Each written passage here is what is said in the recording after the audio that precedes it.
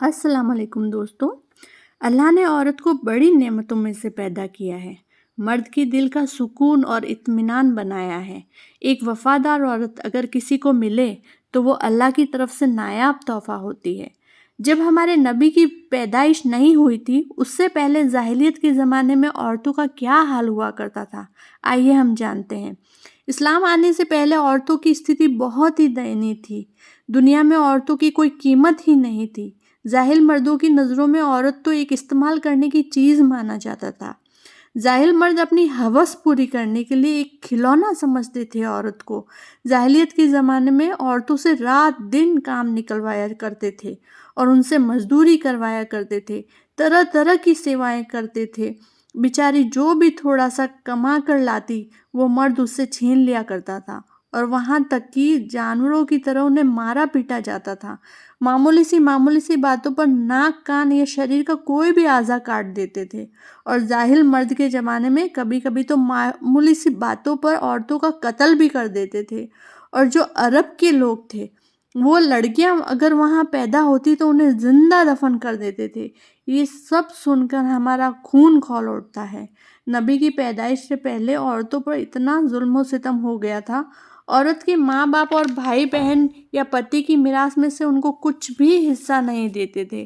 عرب کے کچھ قبیلوں میں تو ایسا دستور تھا کہ اگر عورت ودوا ہو جاتی تو اسے گھر سے نکال دیا جاتا تھا اور باہر ایک چھوٹا سا تنگ کمرہ دے دیا جاتا تھا اور اس میں قید کر دیتے تھے۔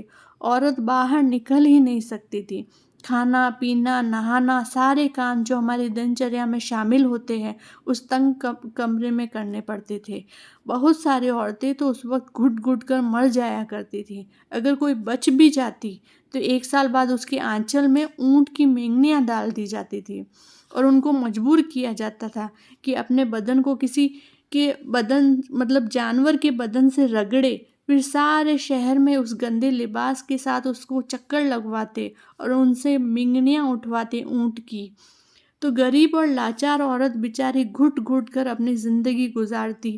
یہ باتیں سن کر دل ٹوٹ جاتا ہے۔ کتنا برا حال تھا عورتوں کا۔ جاہل مرد کتنا برا سلوک کیا کرتے تھے، یہ سوچ سوچ کر آج بھی دل تکلیفوں میں آ جاتا ہے۔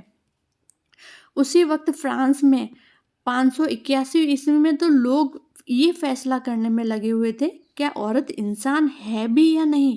پھر فرانس کے لوگوں نے یہ طے کیا کہ عورت انسان ہے، لیکن اسے غلامی کے لیے پیدا کیا گیا ہے۔ لمبے سالوں تک ظلم و ستم ہوتا رہا۔ پھر اچانک دنیا میں ایک بدلاؤ آیا۔ ہمارے نبی آپ صلی اللہ علیہ وآلہ وسلم کی ولادت ہوئی۔ عورتوں کی فریاد سننے والا اللہ نے پیدا فرما دیا تھا۔ پھر ساری دنیا کی عورتوں کے لیے غیبی مدد اللہ نے پہنچا دی۔ جب ہمارے پیارے آقا حضور اقدس صلی اللہ علیہ وآلہ وسلم کا دین اسلام لے کر تشریف لائے، عورتوں کے نصیبوں میں بہت بڑی تبدیلی آئی۔ سبحان اللہ۔